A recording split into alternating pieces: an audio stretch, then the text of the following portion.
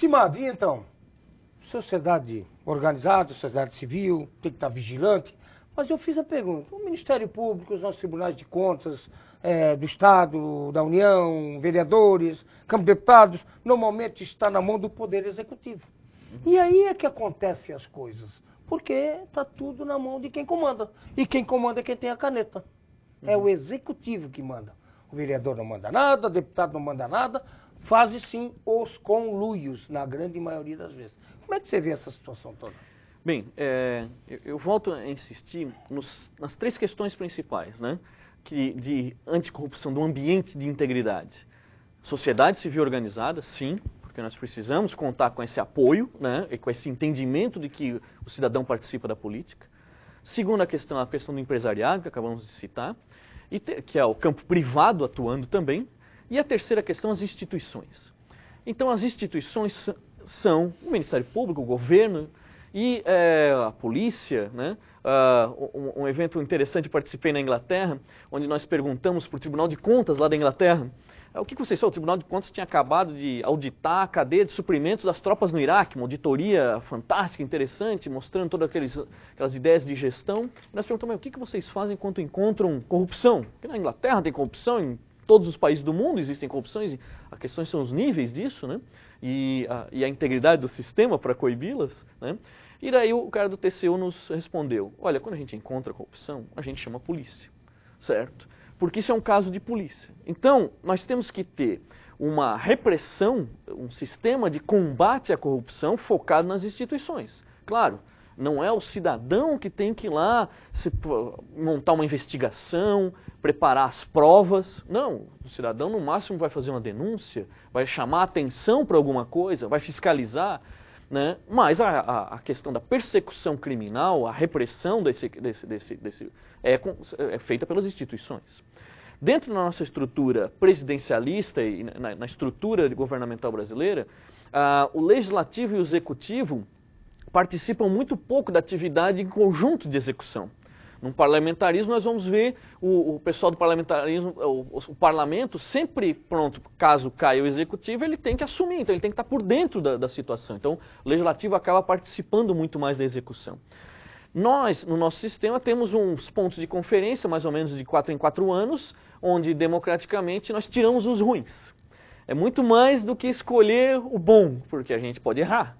Então, nós tiramos os ruins, e por isso a questão da vigilância. Quando o Ministério Público, a polícia, as instituições de controle, como os tribunais de contas, as corregedorias, estão empoderados, ou seja, a legislação lhes permite atuar de uma maneira profícua com resultados e tem capacidade operacional, tem investimento de instrumentação pessoal, então nós construímos esse pilar institucional do combate à corrupção, que vai trabalhar junto com uma empresa íntegra e vai trabalhar junto com uma sociedade preocupada. Só o pilar institucional, só a polícia correndo atrás, também não é possível na mesma proporção que só a sociedade cuidando não dá. Não. Você disse uma coisa interessante, que cada 4 anos nós podemos tirar os ruins. Normalmente se tira os ruins. Você disse, eu acho que nem sempre. Porque, olha só, o caso do mensalão, que agora alguns já foram condenados. Condenados, com recursos ainda por fazer, porque é constitucional, você tem direito à defesa. Só que muitos deles buscaram outros mandatos.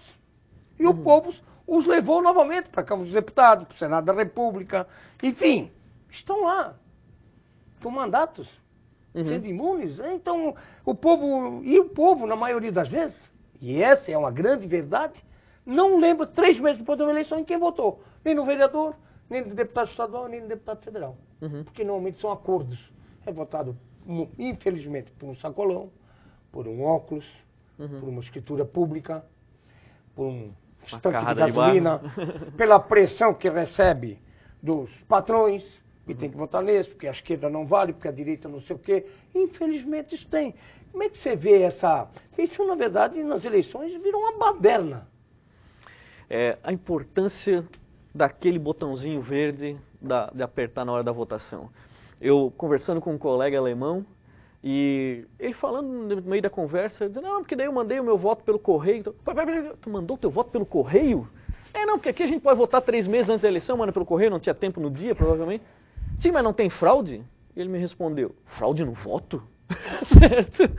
Ou seja, nós estamos falando de uma cultura cidadã, onde a pessoa tem ideia do valor da sua participação. Sabe direitinho que se aquele óculos que foi pago lá não é o suficiente pelo seu voto, muitas vezes. E isso passa por um processo educacional, claro, passa por um processo cultural. A palavra cultura, ela vai muito além da arte, né? Um dos colegas que me trouxe aqui, o secretário de Cultura e do superintendente, né? Meu amigo William, há 30 anos, né? Então, o filho do Raimundo. Exatamente, conheço o Raimundo, dormi muitas vezes na casa do seu Raimundo e Dona Maria. Então, essa ideia de que cultura vai além da questão artística, ela vai à questão das nossas tradições, das nossas instituições. Uma Câmara de Vereadores atuante faz parte da cultura de uma cidade. Né? A Associação Comercial e Industrial, no modelo alemão, como a gente tem aqui no Vale do Itajaí, faz parte da nossa cultura. Ela não existe dessa forma no Nordeste ou coisa assim. Então a nossa sociedade tem que se aproveitar desses elementos e tirar os outros elementos, como um elemento cultural nacional conhecido que é o jeitinho. Né? É o jeitinho brasileiro. Exatamente. O jeitinho, ele pode ser emocional, pode deixar o brasileiro interessante, tal, mas ele claramente deve ter limites. Em um livro de antropologia sobre a cabeça do brasileiro, de 5 anos atrás, verificava-se que se o brasileiro, por perguntas indiretas, acabava se concluindo o seguinte, que se eu estivesse, né, na média de quase 60% da população, se ela tivesse a oportunidade de utilizar uma questão pública para um tratamento pessoal, de ganhar um dinheiro fechando uma licitação, coisa assim, ela aproveitaria essa oportunidade porque ela acha que todo mundo tem a sua vez e já que eu estou aqui eu vou me beneficiar então. Isso é uma questão que nós não podemos mudar a não ser pela reflexão, pelo exemplo, pela questão ética, né? E isso é a importância de uma comissão de ética numa prefeitura, por exemplo, não, né? A ética já não está engavetada há muito tempo? Eu acho que a ética está cada vez mais em moda, porque ela passou a ser um elemento de diferenciação. Uma empresa hoje que quer participar de uma questão internacional, apoiar a ONU e tal, ela acaba criando todo um programa ético. E é claro também, uma empresa que quiser vender nos Estados Unidos vai ter que seguir o FCPA, um programa de anticorrupção americano, que exige que você discuta a ética dentro da sua empresa. Que ela quer saber se você, por acaso, pagou alguém em outro país aí para vender a sua máquina ou coisa assim, se você não tem esses controles dentro da sua empresa, a sua empresa pode ser responsabilizada. Tem uma lei no Congresso, que é proposta pela CGU até alguns anos atrás, ainda não votada, que transfere para a empresa, pessoa jurídica, também responsabilidades de não só o seu dirigente, mas a responsabilidade podendo, inclusive, dissolver a empresa como uma punição penal. Então, a própria empresa vai desaparecer pelo fato de ter corrompido, né?